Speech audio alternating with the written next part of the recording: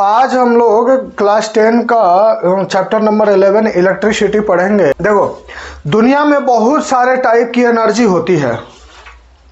Solar energy, heat energy, sound energy, wave energy, electrical energy और भी कई तरीके की एनर्जी होती है। लेकिन हम लोग इलेक्ट्रिकल एनर्जी को ज़्यादा इम्पोर्टेंस क्यों देते हैं? क्योंकि इसके मल्टीपल यूजेज है हमारी डे टू डे लाइफ में, बहुत ज़्यादा यूजेज है। क्या यूजेज है? हमारे टीवी इलेक्ट्रिसिटी से चल रहा है, हमारा फ्रिज इलेक्ट्रिसिटी से चल रहा है, हमारा वॉशिंग मशीन इलेक्ट्रिसिटी से चल रहा है, हमारा लैपटॉप इलेक्ट्रिसिटी से चल रहा है। बहुत सारी चीज़ें अपने घर में देख रहे हो, अपने स्कूल में देख रहे हो, हॉस्पिटल्स में देख रहे हो, इंडस्ट्रीज में देख रहे हो। मतलब हमारे सोसाइटी का अभिन्न अंग बन चुका है। इतना इंपॉर्टेंट हो चुका है, इतना इसके एम्प्लियंसेस बढ़ चुके हैं कि हम लोग दुनिया की और भी कई एनर्जी है उनको हम इलेक्ट्रिकल एनर्जी में ही कन्वर्ट कर देते हैं और तब उसे यूज करते हैं। जैसे solar energy. Solar energy plant photosynthesis करते हैं, वो तो नेचुरल प्रोसेस है। लेकिन सोलर एनर्जी को भी हम क्या करते हैं? सोलर प्लेट के माध्यम से उसे बैटरी में स्टोर कर लेते हैं और फिर उसे इलेक्ट्रिसिटी एसी करंट इन्वर्टर के माध्यम से बना देते हैं। या सोलर पैनल क्या करता है? डायरेक्ट सनलाइट को डीसी करंट में चेंज कर देता है। यदि हवा है, हवा तेज बह रही है तो पवन चक्की का नाम सुने होगे तुम लोग, विंड मिल।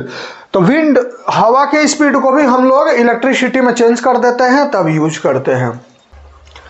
हवा बहने को एयर करंट कहते हैं। वाटर करंट किसको कहते हैं? पानी के बहने को। तो चार्ज के फ्लो को क्या कहेंगे? Electric current. क्लियर है बात? जैसे नदी के माध्यम से, नदी के रास्ते से वाटर करंट पास करता है, वैसे ही इलेक्ट्रिक सर्किट में इलेक्ट्रिक करंट पास करता है। कंडक्टर का क्लोज पाथ, कंटिन्यूअस और क्लोज पाथ को इलेक्ट्रिक सर्किट कहते हैं। फिर से समझो, इलेक्ट्रिक सर्किट वो रास्ता होता है जिससे कि इलेक्ट्रिक करंट फ्लो करता है, वो कंडक्टर का बना होता है और पूरा क्लोज होता है, कहीं पर भी ओपन सर्किट नहीं होता, कहीं वायर टूटा नहीं रहता। कहीं थोड़ा सा भी वायर टूटा रहेगा तो इलेक्ट्रिक करंट फ्लो नहीं करेगा। समझ में आया? इलेक्ट्रिक सर्किट क्या होता है? A continuous and close path of electric current is called electric circuit. इसमें स्विच होते हैं, स्विच लगा देते हैं कि जब हम चाहें तब ऑन करें, जब हम चाहें तब ऑफ करें। मतलब जब चाहे तब इलेक्ट्रिसिटी का यूज करें, इलेक्ट्रिसिटी का फ्लो हो, और जब चाहे तब इलेक्ट्रिसिटी का फ्लो बंद हो जाए, इसीलिए हम स्विच लगाते हैं। करंट का डायरेक्शन क्या होता है? करंट का डायरेक्शन जो पॉजिटिव चार्ज के फ्लो का डायरेक्शन होता है ना, वही करंट का डायरेक्शन होता है। तो ये सिंपल इलेक्ट्रिक सर्किट है। ये प्लस टर्मिनल से करंट निकलता है, ये पॉजिटिव टर्मिनल है, ये प्लस टर्मिनल है बैटरी का, और ये नेगेटिव टर्मिनल है। ये रेजिस्टेंस है, रजिस्टर है, और ये क्या है? स्विच। क्या है? स्विच। अब इधर से करंट आई फ्लो होता है और इधर से होते हुए करंट आई पास करता है। क्लियर है? अब ये स्विच ऑफ, ये क्लोज स्थिति है। अभी क्या है? स्विच ऑन है। रे डायग्राम में ऐसे दिखाते हैं, स्विच ऑन है। अभी क्या है? स्विच ऑन है। तो स्विच ऑन है तो करंट पास करेगा। करंट किधर से निकलेगा? बैटरी के पॉजिटिव टर्मिनल से होते हुए कहाँ जाएगा? लोड होते हुए। ये मान लो कोई अप्लायंसेज है, मतलब बल्ब है या फ्रिज है या टीवी है, कूलर है, कोई भी है, उसे रेजिस्टेंस से दिखा देते हैं, या बल्ब भी बना सकते हो। जो निगेटिव चार्ज के मूवमेंट है, डायरेक्शन, जो निगेटिव चार्ज के मूव करने का डायरेक्शन है, उसके अपोजिट डायरेक्शन में करंट फ्लो करता है, और जो पॉजिटिव चार्ज के मूव करने का डायरेक्शन है, उसी के डायरेक्शन में करंट फ्लो करता है। अब मान लो कि एक कंडक्टर है, ठीक है, यहाँ पे क्रॉस सेक्शनल एरिया हम ऑब्जर्वेशन के लिए रखते हैं, और यहाँ से बहुत सारे चार्ज पास कर रहे हैं। मान लो प्लस चार्ज ले लो,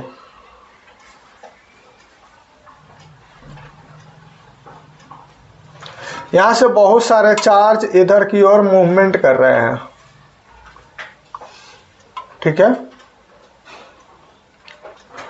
इस क्रॉस सेक्शनल एरिया से, इस क्रॉस सेक्शनल एरिया से चार्ज का मूवमेंट हो रहा है इस साइड से इस साइड, मान लो ये कंडक्टर है पूरा। तो यदि टोटल चार्ज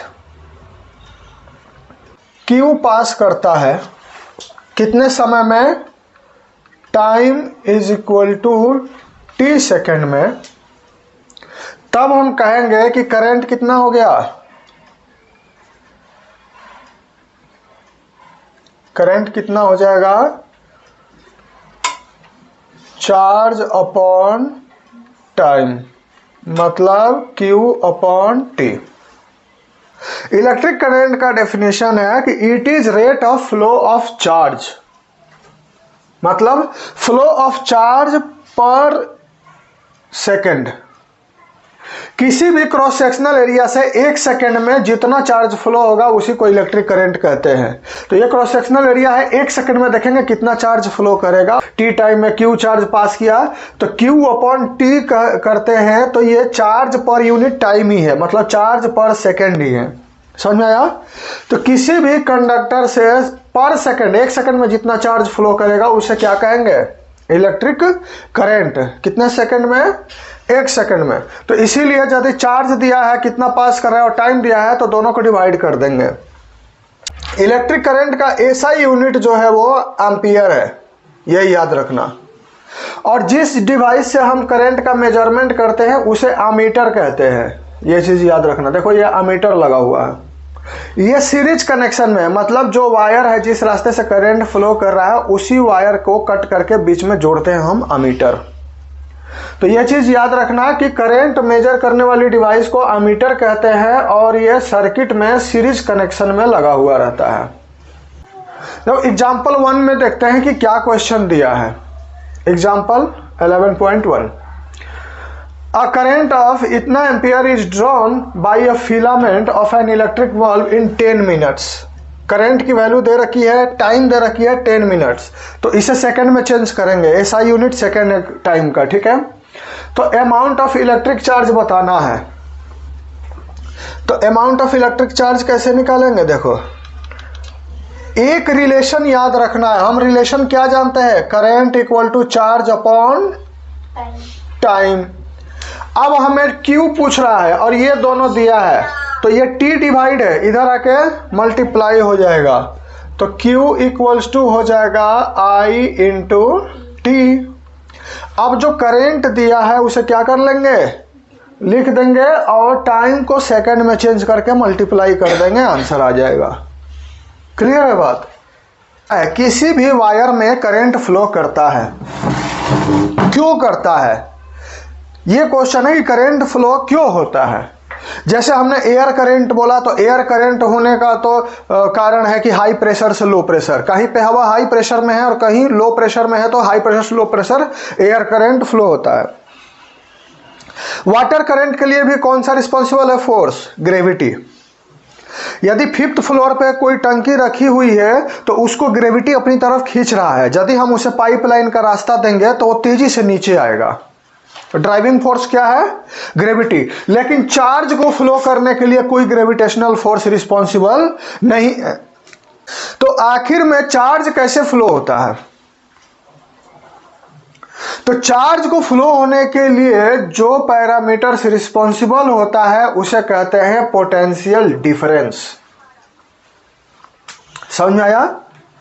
इसे हम डिफरेंस इन इलेक्ट्रिक प्रेशर भी कह सकते हैं। Difference in electric pressure, positive potential को हाई इलेक्ट्रिक प्रेशर कह सकते हैं, नेगेटिव पोटेंशियल को लो इलेक्ट्रिक प्रेशर, और उधर से positive charge high electric potential से लो इलेक्ट्रिक प्रेशर में मतलब इलेक्ट्रिक चार्ज फ्लो करता है। तो इलेक्ट्रिक चार्ज फ्लो करने का क्या कारण होता है, इलेक्ट्रिक प्रेशर, और इलेक्ट्रिक प्रेशर को ही कहते हैं potential difference. Potential difference create कैसे होते हैं, तो हम सेल को ऐड करके, किसी भी सर्किट में सेल को ऐड करके हम पोटेंशियल डिफरेंस क्रिएट कर सकते हैं। जैसे देखो, मान लो कि ये रजिस्टर है, ठीक है, यहाँ पे अभी पोटेंशियल डिफरेंस नहीं है, एक सेल ऐड कर देंगे ना तो इनके बीच में पोटेंशियल डिफरेंस हो जाएगा। ये टर्मिनल हो जाएगा हाई पोटेंशियल, हाई पोटेंशियल, और ये टर्मिनल हो जाएगा लो पोटेंशियल, क्योंकि बैटरी का प्लस टर्मिनल इससे कनेक्टेड है और माइनस टर्मिनल इससे कनेक्टेड है। तो ये क्या हो जाएगा, लो पोटेंशियल। तो करंट हमेशा हाई पोटेंशियल से लो पोटेंशियल मूव करता है, मतलब करंट किधर से फ्लो करेगा, इधर से इधर की ओर। करंट हमेशा हाई पोटेंशियल से लो पोटेंशियल मूव करता है, और high potential minus low potential, इन्हीं के पोटेंशियल डिफरेंस को क्या कहते हैं, potential difference. High potential minus low potential क्या कहते हैं, पोटेंशियल डिफरेंस। और इसी के कारण करंट फ्लो होता है। यदि पोटेंशियल डिफरेंस नहीं हो तो करंट फ्लो नहीं होगा। देखो पोटेंशियल डिफरेंस का डेफिनेशन क्या है, electric potential difference between 2 points in electric circuit carrying some current as the work done to move a unit charge from one point to the other. एक point से दूसरे point पे मान लो Q charge को हम ले जा रहे हैं, समझ में आया, इसको समझो। यदि मान लो कि ये एक पॉइंट है ए और ये एक पॉइंट है बी, तो क्यू चार्ज को हम यहां से यहां ले जा रहे हैं, तो कुछ ना कुछ वर्क करना पड़ेगा ना। तो पोटेंशियल डिफरेंस क्या हो जाएगा,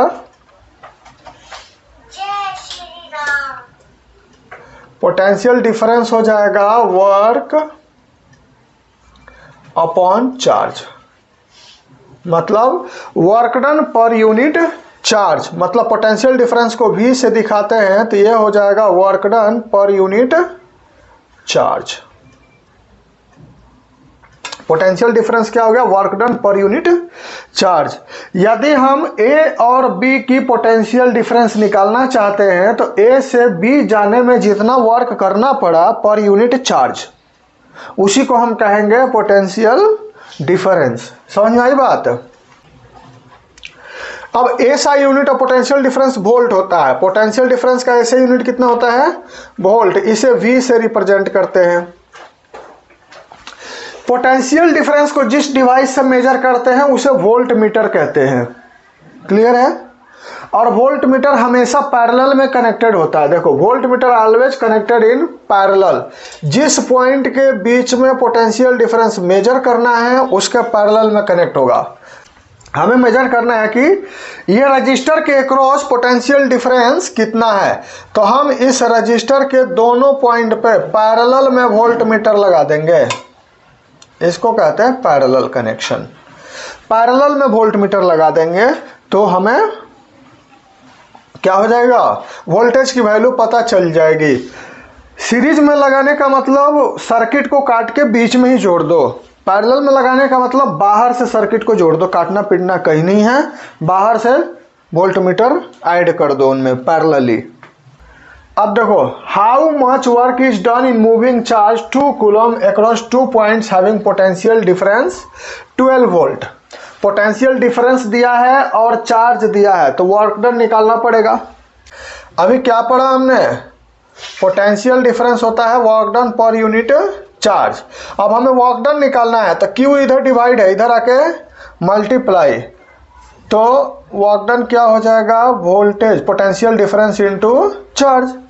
चार्ज को कूलम में रखेंगे, इसको वोल्ट में रखेंगे, मल्टीप्लाई कर देंगे, क्या आ जाएगा, वर्क डन आ जाएगा जूल में। अब देखो सर्किट डायग्राम। सर्किट डायग्राम हम एक सिंपल डायग्राम बनाते हैं इलेक्ट्रिकल सिस्टम को समझने के लिए, ठीक है, कि कैसे करंट फ्लो कर रहा है। तो उसमें जो एक्चुअल कंपोनेंट होता है उनके कुछ सिंबल यूज करते हैं हम लोग, ठीक है। तो सिंबल टेबल में दिया हुआ है, टेबल में ये सिंबल दिया हुआ है, इसे हमें याद रखना है। देखो एक इलेक्ट्रिक सेल को इस सिंबल से दिखाते हैं, ये plus terminal, positive terminal, negative terminal. बहुत सारे सेल कनेक्टेड होते हैं तो उसे बैटरी कहते हैं। बहुत सारे सेल कनेक्टेड होते हैं तो बैटरी कहते हैं, मतलब एक से ज़्यादा सेल कनेक्टेड होंगे तो इसे बैटरी कहेंगे। तो ये देखो 3 सेल कनेक्टेड है, ये positive terminal, negative terminal, positive terminal, negative terminal, positive terminal, negative terminal. अब यदि स्विच है ओपन कंडीशन में है तो ऐसे दिखाएंगे, ओपन कंडीशन में करंट फ्लो नहीं होता। क्लोज कंडीशन में स्विच दिखानी है तो ऐसे दिखाएंगे, डॉट रहेगा बीच में। यदि वायर को जॉइंट दिखाना है तो इस तरीके से दिखाएंगे। यदि वायर को ऊपर से पास करना है, जॉइंट नहीं करना है, तो ये ओवरहेड मतलब ऊपर से पास करके दिखाएंगे। इलेक्ट्रिक बल्ब को इस तरीके से सिंबल में दिखाएंगे। ये एक्चुअल डायग्राम है, ये सिंबॉलिक डायग्राम है। फिक्स रेजिस्टेंस, ऐसा रजिस्टर जिसका रेजिस्टेंस फिक्स है, वेरिएबल नहीं है, उसे इस तरीके से दिखाएंगे। यदि वेरिएबल रजिस्टर को दिखाना है, वेरिएबल रेजिस्टेंस वाले रजिस्टर को, जिसे रेहोस्टेट कहते हैं, वेरिएबल रेजिस्टेंस वाले रजिस्टर को रेहोस्टेट कहते हैं, तो उसे हम इस डायग्राम से दिखाते हैं। इससे दिखा लो या इससे दिखा लो। अमीटर को इस तरीके से दिखाते हैं और वोल्ट मीटर को इस सिंबल से दिखाते हैं। ओम्स ने कहा था कि the potential difference across end of metallic wire is an electric circuit is directly proportional to the current flow through it provided temperature same. Ohm ने कहा था कि यदि तुम पोटेंशियल डिफरेंस बढ़ाओगे तो करंट क्या होगा, बढ़ेगा। या करंट बढ़ाओगे तो पोटेंशियल डिफरेंस बढ़ेगा। करंट तो तभी बढ़ेगा जब पोटेंशियल डिफरेंस बढ़ेगा। समझ में आया? तो ओम्स ने कहा था कि V is directly proportional to I। अब इसमें एक कंडीशन है कि टेम्परेचर कांस्टेंट होना चाहिए। मतलब मान लो कि रूम टेम्परेचर पे कर रहे हैं तो रूम का टेम्परेचर ज़्यादा बढ़ना या घटना नहीं चाहिए। समझ में आया? रूम टेम्परेचर फिक्स रहना चाहिए। तो जब टेम्परेचर फिक्स रहेगा तो potential difference is directly proportional to current हो जाएगा। और प्रोपोर्शनैलिटी साइन हटती है ना, तो एक इक्वल टू साइन आता है और एक प्रोपोर्शनैलिटी कांस्टेंट आता है जिसे हम R कहेंगे, और ये I का I नीचे लिख देंगे। तो V equal to R I हो जाएगा। तो R क्या हो गया यहाँ पे, रेजिस्टेंस। R क्या हो गया, रेजिस्टेंस। R प्रोपोर्शनैलिटी कांस्टेंट है, इसे रेजिस्टेंस कहते हैं। रेजिस्टेंस मतलब कोई भी मेटल हो या कोई भी मटेरियल हो, उसमें इलेक्ट्रॉन बिल्कुल फ्री नहीं होते। जब इलेक्ट्रॉन चलने लगते हैं तो न्यूक्लियस से थोड़ा सा अट्रैक्शन जरूर होता है, मतलब वो फ्लो ऑफ इलेक्ट्रॉन को अपोज करते हैं, रोकते हैं, रजिस्ट करते हैं। कोई भी मटेरियल हो, थोड़ा ना थोड़ा फ्लो ऑफ इलेक्ट्रॉन को रोकेगा जरूर। समझ में आया? अब जो गुड कंडक्टर है वो इलेक्ट्रॉन को कम रोकेगा, जो बैड कंडक्टर है वो इलेक्ट्रॉन को ज्यादा रोकेगा। समझ में आया? कोई भी मटेरियल है इलेक्ट्रॉन को रोकती है मूव करने से, मतलब थोड़ा ना थोड़ा रेजिस्टेंस देती है, रेजिस्टेंस प्रोवाइड करती है। तो रेजिस्टेंस क्या हो गया, property of any material due to which it opposes flow of current. Current के फ्लो करने से रोकने को हम क्या कहते हैं, उस प्रॉपर्टी को रेजिस्टेंस। और रेजिस्टेंस का ऐसा यूनिट क्या होता है, ओम। ओम से दिखाते हैं, ये याद रखना। अब वी आई कैरेक्टरिस्टिक इसका होता है स्ट्रेट लाइन। देखो V I characteristic, V I graph कोई पूछेगा वोल्टेज और करंट का ग्राफ, तो ऐसे बना देना। ये वी हो गया वोल्टेज, ये करंट हो गया, ये ओरिजिन हो गया, ओरिजिन से पास होते हुए ये ऐसे जाएगा ग्राफ। समझ में आया? और इस ग्राफ का स्लोप जो होता है वो क्या बताता है, स्लोप रेजिस्टेंस के बराबर होता है। इस ग्राफ का स्लोप आगे जाके पढ़ना है। तो वी आई ग्राफ एक स्ट्रेट लाइन होता है जो ओरिजिन से पास करता है, ये याद रखना। Current through resistor is inversely proportional to resistance. जितना ज्यादा रेजिस्टेंस होगा उतना ही कम करंट फ्लो करेगा। समझ में आया? यदि रेजिस्टेंस डबल कर देंगे, किसी भी कंडक्टर का रेजिस्टेंस डबल कर देंगे तो उससे करंट आधा हो जाएगा। समझ में आ रहा है? बहुत सारे टाइम हम लोग रेजिस्टेंस बढ़ा बढ़ा के कहीं पे कम करंट यूज करना होता है तो हम रेजिस्टेंस, वेरिएबल रेजिस्टेंस का यूज करते हैं, जिसे रेहोस्टेट कहते हैं। क्लियर है? जैसे पंखा चला रहे हैं तो पंखा को कम या ज़्यादा करना है तो करंट से ही करेंगे ना, तो उसमें रेगुलेटर लगाया रहता है, मतलब वेरिएबल रेजिस्टेंस लगाया रहता है।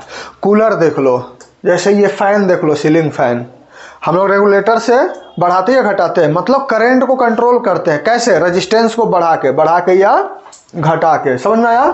तो कभी कभी ज़्यादा करंट या कम करंट की ज़रूरत पड़ती है, वो किसके हेल्प से करते हैं? वेरिएबल रेजिस्टेंस के हेल्प से, जिसे हम क्या कहते हैं? रेहोस्टेट, जो सिंबल में भी आया था, सिंबॉलिक टेबल में। जो मटेरियल अपने से होके करंट को फ्लो होने देता है और कम रेजिस्टेंस करता है, उसे कंडक्टर कहते हैं या गुड कंडक्टर कहते हैं। जिस मटेरियल से करंट फ्लो नहीं करता है, ज़्यादा रेजिस्टेंस प्रोवाइड करता है, उसे इंसुलेटर कहते हैं या बैड कंडक्टर कहते हैं, ये याद रखना। तो रेजिस्टेंस किस किस फैक्टर पे डिपेंड करता है, इसको देखते हैं। लेंथ पे डिपेंड करता है, क्रॉस सेक्शनल एरिया पे डिपेंड करता है और नेचर ऑफ मटेरियल पे डिपेंड करता है, ये याद रखना। ये मान लो कोई कंडक्टर है, ध्यान से देखना। ये मान लो कोई कंडक्टर है और ये उसका क्रॉस सेक्शनल एरिया है A और ये उसका लंबाई है L। अब तुम खुद सोचो, जितनी ज्यादा लंबाई होगी उतना रास्ता बड़ा होगा, रास्ता बड़ा होगा उतना ज्यादा दूर जाएगा तो रेजिस्टेंस बढ़ेगा ना। और जितना ज्यादा क्रॉस सेक्शनल एरिया होगा, क्रॉस सेक्शनल एरिया और ज्यादा बढ़ा रहे हैं और ज्यादा बढ़ा रहे हैं, तो इलेक्ट्रॉन को मूव करने में आसानी होगी, आराम से मूव कर सकता है, तो रेजिस्टेंस कम हो गया। समझ में आया? तो रेजिस्टेंस जो होता है वो डायरेक्टली प्रोपोर्शनल होता है लेंथ के। लेंथ बढ़ाओगे रेजिस्टेंस बढ़ेगा, और इनवर्सली प्रोपोर्शनल होता है एरिया के। एरिया बढ़ाओगे रेजिस्टेंस घटेगा, एरिया घटाओगे रेजिस्टेंस बढ़ेगा। दोनों को यदि कंबाइन करें तो R is directly proportional to L upon A। अब प्रोपोर्शनलिटी साइन हटती है तो इक्वल टू साइन आता है और एक कांस्टेंट आता है। तो यहां कांस्टेंट क्या आ जाएगा? R equals to rho L by A। Proportionality constant को क्या कहते हैं? रेजिस्टिविटी। रो को क्या कहते हैं? रेजिस्टिविटी।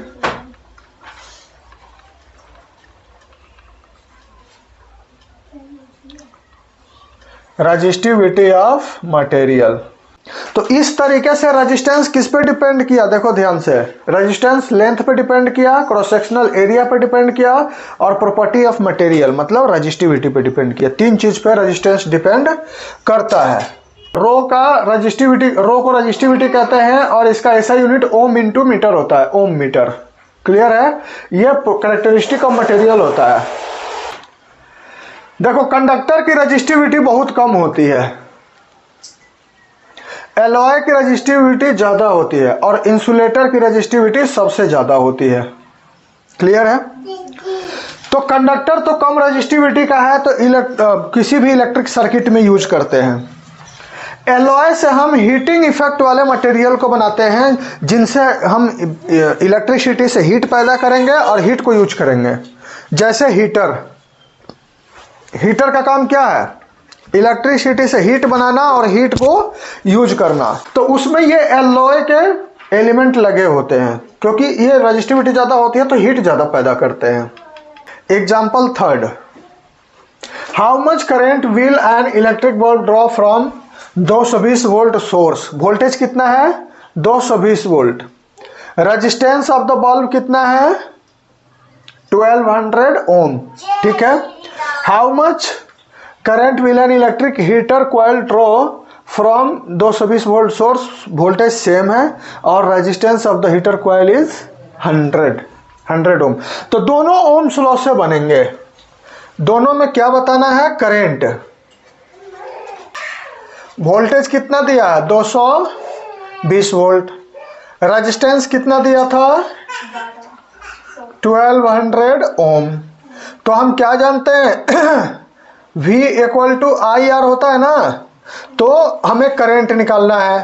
तो करंट क्या हो जाएगा? R मल्टीप्लाई इधर आके डिवाइड, तो V अपॉन R, तो क्या हो जाएगा? 220 अपॉन 1200। ऐसे ही सेकंड क्वेश्चन बनेगा। समझ में आया? अब ये क्या हो जाएगा, ये करंट है तो एम्पियर में यूनिट देंगे। इस तरीके से ये क्वेश्चन भी सॉल्व हो जाएगा। ये क्वेश्चन देखो क्या कर रहा है पोटेंशियल डिफरेंस कितना है 60 वोल्ट, करंट कितना है 4 ampere. What will be the heater draw if potential difference is increase to इतना। तो यदि पोटेंशियल डिफरेंस को बढ़ा देते हैं 220 वोल्ट कर देते हैं तो करंट कितना लेगा वो, ठीक है। तो सबसे पहले इससे क्या करेंगे, रेजिस्टेंस निकाल लेंगे। इसमें दो केस है देखो, केस 1 और केस 2। केस 1 वोल्टेज कितना है 60 वोल्ट, करंट कितना है 4 एम्पियर। तो यहां से रेजिस्टेंस निकाल सकते हैं ना, V इक्वल टू क्या होता है IR। तो R क्या हो जाएगा V अपॉन I, ये इधर मल्टीप्लाई इधर आके डिवाइड, तो कितना हो जाएगा 60 अपॉन 4, ये क्या हो जाएगा ओम। अब रेजिस्टेंस हमें पता चल गया। अब कह रहा है केस 2, क्या कह रहा है केस 2। केस 2 में क्या कह रहा है कि भाई साहब वोल्टेज को आप क्या कर दो डबल 120 कर दो, तो करंट कितना होगा। तो हमें रेजिस्टेंस पता चल चुका है 60 अपॉन, इसे कट करोगे तो कितना हो जाएगा 15 ओम हो जाएगा ना। तो ये 15 ओम हो गया, क्लियर है। तो करंट फिर से लिखो Ohm's law, V equals to IR। तो हमें क्या निकलना है I, तो I इक्वल टू क्या हो जाएगा V बाई R, मतलब 120 अपॉन 15, 8 एम्पियर हो जाएगा। हाँ, तो इस तरीके से हमें केवल ओम्स लॉ सिंपल फॉर्मूले हैं, उन्हें यूज करके हमें ये सब सॉल्व करना है। इस क्वेश्चन में क्या कह रहा है, resistance of metal wire of length 1 metre is 26 ohm, ठीक है। लेंथ कितना दे दिया है 1 मीटर, रेजिस्टेंस कितना दिया है 26 ओम, टेम्परेचर 20 डिग्री सेंटीग्रेड, ठीक है। If the diameter of the wire इतना दिया है, ठीक है, what will be the resistivity of the metal at that temperature. Resistivity पूछ रहा है, लेंथ दिया है 1 मीटर, रेजिस्टेंस कितना दिया है 26 ओम, उसके बाद क्या दिया है लेंथ रेजिस्टेंस, उसके बाद डायमीटर दिया है,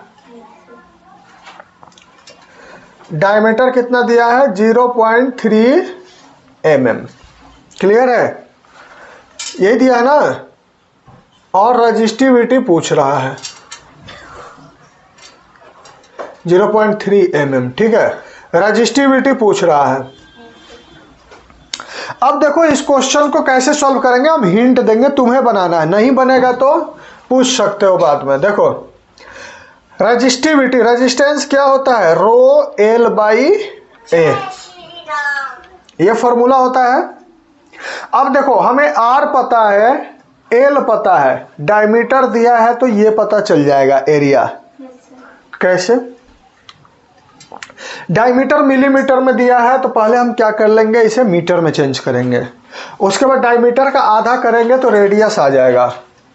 तो डायमीटर मिलीमीटर में है तो 0.3 इंटू 10⁻³ मीटर हो गया, क्लियर है। अब रेडियस कितना हो जाएगा, रेडियस डायमीटर का आधा होता है, मतलब 0.3 इंटू 10⁻³ मतलब 0.15 इंटू 10⁻³ मीटर, ये रेडियस हो गया। अब एरिया कितना हो जाएगा बताओ, एरिया हो जाएगा πr², क्लियर है। एरिया निकल गया, लेंथ हमें मीटर में पता है और रेजिस्टेंस पता है, तो रेजिस्टिविटी निकालना है। तो रेजिस्टिविटी को पहले फ्री करो, रेजिस्टेंस दिया हुआ है, एरिया डिवाइड है, इधर आके मल्टीप्लाई हो जाएगा, और लेंथ मल्टीप्लाई में है तो इधर आके डिवाइड, इधर आके डिवाइड होगा ना लेंथ, तो लेंथ नीचे आएगा। इसमें रेजिस्टेंस और यहां से एरिया और 1 मीटर लेंथ है, लेंथ तीनों की वैल्यू पुट करेंगे तो रेजिस्टिविटी आ जाएगा कैलकुलेट करके, क्लियर है। कैलकुलेशन ध्यान से करना है, कैलकुलेशन एरर नहीं करना है। देखो resistance of A system of register, अब इसको ध्यान से सुनो। मान लो कि हमें जरूरत है 100 ओम की, ठीक है? Yes sir. और हमारे पास 20 ओम के 5 रजिस्टर हैं, ठीक है? 20 ओम के 5 रजिस्टर हैं और हमें जरूरत है 100 ओम की। तो मान लो कि कभी कभी हमें 10 ओम की जरूरत होती है। कितने ओम की? 10 ओम की। और हमारे पास 20 ओम का रजिस्टर है। तो हमें अलग अलग टाइप से कनेक्शन करके हम रेजिस्टेंस को बढ़ा भी सकते हैं और घटा भी सकते हैं। तो दो तरीके से कनेक्शन हमें पढ़ना है, एक पैरेलल कनेक्शन और एक सीरीज कनेक्शन।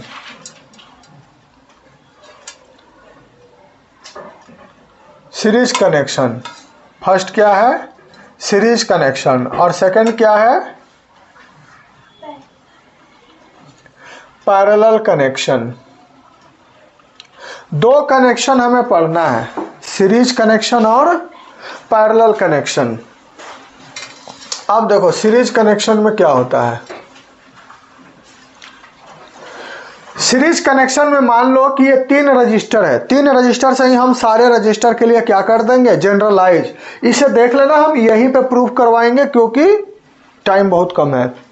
तो ये सर्किट डायग्राम बना लोगे, R1 R2 R3 ये तीनों सीरीज में कनेक्टेड है। एंड टू एंड कनेक्शन होता है सीरीज का, ठीक है? तो इसमें से देखो ये सेल है जो पावर सप्लाई देगा, अमीटर है करंट मेजर करने के लिए, करंट फ्लो कर रहा है।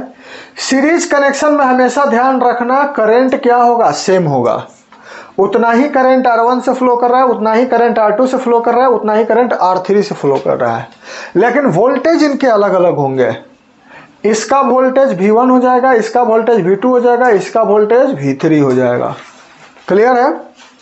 तो देखो ध्यान से, तो टोटल वोल्टेज कितना होगा? यदि हम तीनों रजिस्टर के अक्रॉस वोल्टेज की बात करें, V है, तो V क्या हो जाएगा? V1 plus V2 plus V3, यही होगा ना? तीनों रजिस्टर के अक्रॉस वोल्टेज को मिला दिया जाए तो कितना होगा? V1 plus V2 plus V3। यह बात क्लियर है? तीनों वोल्टेज को ऐड करेंगे तो हमें टोटल वोल्टेज मिलेगा, यही से आंसर निकलेगा। अब V इक्वल टू क्या लिख सकते हैं? IR। V की जगह V1 की जगह क्या लिखेंगे? I1R, IR1, सॉरी देखो V की जगह IR लिखेंगे, V1 की जगह IR1, क्योंकि R1 रेजिस्टेंस का वोल्टेज है ये, क्योंकि करंट सेम है ना तीनों रजिस्टर में। V2 कितना हो जाएगा? IR2। V3 कितना हो जाएगा? IR3। तो यदि हम V की वैल्यू रख दें, V1 की वैल्यू रख दें, V2 की, V3 की, तो क्या मिल गया? IR plus IR1 plus IR2 plus IR3। इन तीनों में I कॉमन ले लो तो I और I कैंसिल हो जाएंगे यहां से। तो क्या मिल गया हमें? Series equivalent resistance. इसे क्या कहते हैं?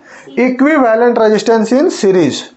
क्या हो जाएगा? R1 plus R2 plus R3। तो यदि मान लो कि बहुत सारे रजिस्टर है, N रजिस्टर है, तो सीरीज इक्विवेलेंट क्या हो जाएगा?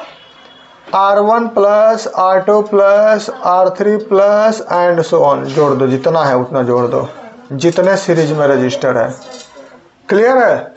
सीरीज में इक्विवेलेंट रेजिस्टेंस निकालना है तो डायरेक्ट इन्हें जोड़ दो। क्लियर है? अब देखो पैरेलल रेजिस्टेंस।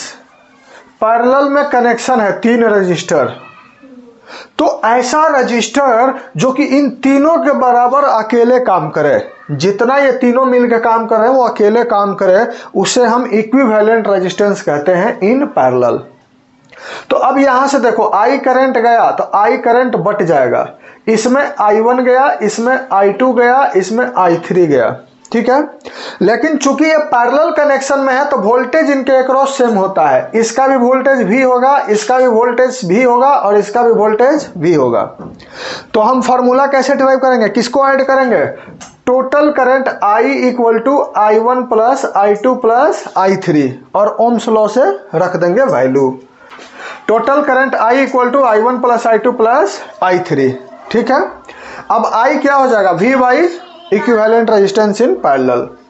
I1 क्या हो जाएगा, V by R1, I2 V by R2 और I3 की जगह क्या लिखेंगे, V बाई R3। फॉर्मूला में पुट करो, दोनों तरफ ये इधर V कॉमन ले लो, V कॉमन ले लोगे तो V कट जाएगा, तो क्या हो जाएगा 1 by equivalent resistance in parallel equal to 1 by R1 plus 1 by R2 plus 1 by R3।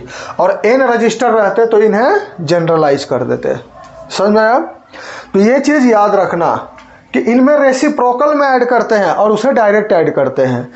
Direct add करोगे तो इक्विवेलेंट रेजिस्टेंस बढ़ता है और रेसिप्रोकल में ऐड करोगे तो इक्विवेलेंट रेजिस्टेंस घटता है, ये चीज़ याद रखना।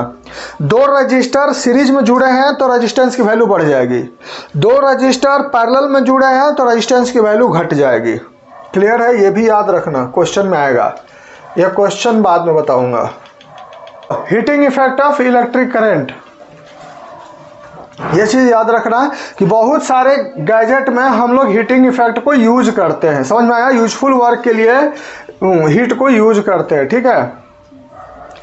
जैसे हीटर हो गया, इलेक्ट्रिक आयरन हो गया, ये सब चीज़ों में हम हीटिंग इफेक्ट को यूज करते हैं। अब पावर क्या होता है, पावर और हीट, इसे देखना है। देखो पावर क्या होता है, energy consumption per unit time.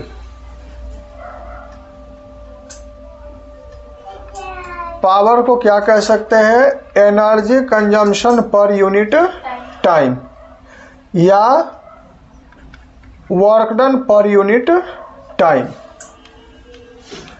Power का फॉर्मूला होता है वोल्टेज इनटू करंट, ठीक है।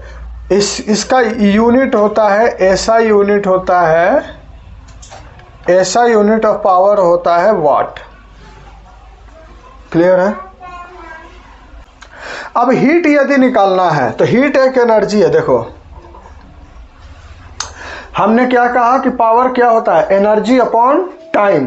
तो टाइम इधर डिवाइड है, इधर जाके मल्टीप्लाई, तो हीट एनर्जी, हीट एक एनर्जी है ना, हीट एनर्जी क्या हो जाएगा, पावर इंटू टाइम। और पावर क्या होता है, V इंटू आई, और टाइम भी मल्टीप्लाई कर दो तो VIT क्या होता है, हीट एनर्जी होती है।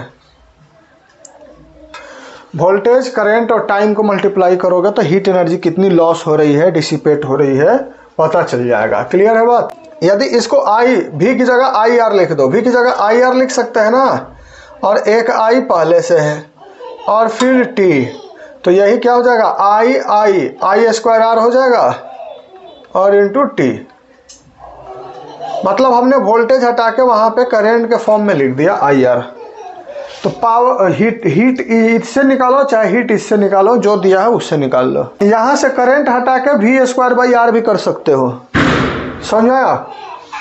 यहीं से क्या कर देंगे हम, हीट इक्वल टू V एक पहले से है और करंट की जगह क्या लिख देंगे, V बाई R, और T भी है, तो यही क्या हो जाएगा, V square by R into T। ये भी हीट का फॉर्मूला हो जाएगा। जो दिया है उससे हम हीट निकाल सकते हैं, कितना हीट डिसिपेट हो रहा है। तो इसे हम जूल्स लॉ ऑफ हीटिंग कहते हैं। किसी भी इलेक्ट्रिक अप्लायंस के थ्रू जब हम इलेक्ट्रिक करंट को हीट में डेवलप करते हैं हाई रेजिस्टिव मटेरियल लगा के, तो उसे हम जूल्स लॉ ऑफ हीटिंग कहते हैं, ठीक है। उसमें जो हीट प्रोड्यूस होता है directly proportional to square of current होता है। देखो डायरेक्टली प्रोपोर्शनल टू करंट के स्क्वायर के डायरेक्टली प्रोपोर्शनल होता है। Directly proportional to resistance, directly proportional to resistance होता है। और directly proportional to time, time के भी डायरेक्टली प्रोपोर्शनल होता है। जो हीट कंज्यूम होगा वो जितना करंट दोगे उसके स्क्वायर के हिसाब से हीट कंज्यूम होगा। जितना ज़्यादा रेजिस्टेंस उतना ही हीट होगा, और जितना टाइम के लिए जलाओगे उतना ज़्यादा हीट प्रोड्यूस होगा। और इस रिलेशन को हम क्या कहते हैं, joules law of heating. Practical application of heating effect of electric current. जैसे देखो लॉन्ड्री आयरन हो गया, इलेक्ट्रिक टोस्टर हो गया, इलेक्ट्रिक ओवन हो गया, या इलेक्ट्रिक केटल हो गया, इलेक्ट्रिक हीटर हो गया, ये सब में हमारे मतलब फैमिली में भी यूज होता है ये सारी चीज़ें, ठीक है, हमारे घर में यूज होते हैं। और हीटिंग इफेक्ट को कैसे यूज करते हैं? बल्ब जब जलता है ना, जो फिलामेंट 100 वाट के बल्ब हम लोग यूज करते थे, तो उसमें भी हीटिंग इफेक्ट से ही लाइट निकलती थी। जब फिलामेंट गर्म हो जाएगा तब वो फिर से क्या करेगा, लाइट डेवलप करेगा। नाइट्रोजन और आर्गन गैस, बल्ब में क्या होता है, फिलामेंट होता है जो कि भरा होता है नाइट्रोजन और आर्गन गैस के साथ, और फिलामेंट जब गर्म हो जाता है, ज़्यादा हीट हो जाता है, तब वो लाइट डेवलप करता है। तो ये भी हीटिंग इफेक्ट करंट का यूज करने का एक तरीका होता है। अब हीटिंग इफेक्ट कहाँ यूज होता है? फ्यूज में। अब देखो जो फ्यूज होता है ना, जैसे मान लो कि हमारा इलेक्ट्रिक सर्किट है, कभी वोल्टेज ज़्यादा हो जाता है, कभी वोल्टेज कम हो जाता है, कभी हाई करंट हो जाता है, कभी शॉर्ट सर्किट करंट फ्लो करने लगता है, मतलब बहुत ज़्यादा करंट फ्लो होने लगता है। तो बहुत ज़्यादा जब करंट आवश्यकता से अधिक फ्लो करेगा तो हमारा अप्लायंसेस जल जाएगा, जैसे टीवी जल जाएगी, फ्रिज जल जाएगा, और भी वॉशिंग मशीन जल जाएगा। उससे बचाने के लिए हम सर्किट में फ्यूज लगाते हैं, ठीक है। जितना हमारे घर में ज़रूरत है उस हिसाब से फ्यूज की रेटिंग रखते हैं, 1 ampere, 2 ampere, 3 ampere, 5 ampere, 10 ampere. यदि मान लो कि 1 एम्पियर का फ्यूज हमने अपने घर में लगाया, तो 1 एम्पियर से ज़्यादा करंट गलती से फ्लो कर गया, किसी के भी मिस्टेक से, सप्लाई वाले के मिस्टेक से, यदि 1 एम्पियर से ज़्यादा करंट फ्लो करेगा तो वो फ्यूज क्या होगा, मेल्ट हो जाएगा, और मेल्ट होते ही सर्किट ओपन हो जाएगी और बिजली की सप्लाई बंद हो जाएगी, करंट की सप्लाई क्या होगी, बंद हो जाएगी। तो इसीलिए फ्यूज यूज करते हैं। तो फ्यूज में भी heating effect of current he use होता है। क्लियर है? अब देखो हमने इलेक्ट्रिक पावर अभी अभी बताया, क्या बताया, rate of doing work is called power, this is also the rate of consumption of energy is called power. समझ आया? तो ये क्या होता है, इलेक्ट्रिक पावर होता है V इंटू आई, या I स्क्वायर R, या V स्क्वायर बाई R, ये तीनों फॉर्मूला बताया अभी हमने। इसका SI यूनिट वाट होता है। अब देखो वाट जो होता है बहुत छोटा यूनिट होता है, तो इसीलिए हम किलोवाट बहुत टाइम हम यूज करते हैं, और 1 किलोवाट में 1000 वाट होता है। क्लियर है? अब जो एनर्जी होती है, पावर को टाइम से मल्टीप्लाई करेंगे तो एनर्जी आएगा। क्लियर है? और जो हम कमर्शियली यूज एनर्जी करते हैं, जैसे ये लाइट हमारे घर में आ रही है, तो यूनिट के हिसाब से आती है ना, 1 यूनिट, 2 यूनिट, 4 यूनिट, 5 यूनिट, कैसे एनर्जी यूज हो रहा है। तो 1 किलोवाट आवर को हम क्या कहते हैं, 1 यूनिट कहते हैं। ये याद रखना। ये क्वेश्चन आएगा कि कितना यूनिट बिजली बिल आएगा, तो कैसे बनाएंगे हम, पहले वाट देखेंगे, कितने वाट का बल्ब लगा हुआ है, उसे किलोवाट में बदलेंगे, और कितने घंटे के लिए बल्ब जला, इन तीनों को, दोनों को मल्टीप्लाई कर देंगे, पावर को और टाइम को। तो क्या मिलेगा, किलोवाट आवर, और 1 किलोवाट आवर को 1 यूनिट कहते हैं। ये याद रखना।